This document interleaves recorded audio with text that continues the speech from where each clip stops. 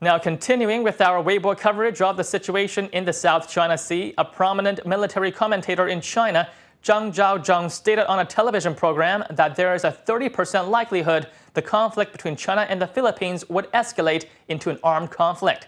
Let's take a look at a few comments.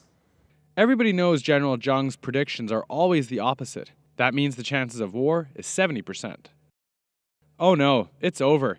Zhang has opened his mouth, which means we're going to war for sure. If they're going to go to war, shouldn't China get all the Chinese nationals in Philippines out of the country first? The commentator Zhang Zhaozheng is a professor at the PLA National Defense University and a PhD supervisor for military strategy. He became famous nationally when he appeared on various TV programs as a commentator and was voted as one of the top 10 most beloved guests by People.cn. But as you can tell by the comments, he is not known for his accurate predictions. He had once commented that America would not invade Iraq hours before the invasion and that the American forces would not enter Baghdad right as the American forces were entering Baghdad. He also commented that Muammar Gaddafi would not lose to rebel forces, that North Korea had an 80% probability in successfully launching its satellites, and that the Syrian uprising would fail.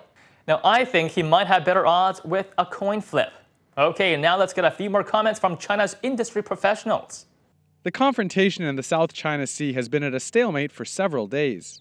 It's difficult for everyone. The most important thing now is to have an international consensus that Hwangyang Island is historically and under international law a part of China, that China is not making a unilateral claim under definitions that only China accepts.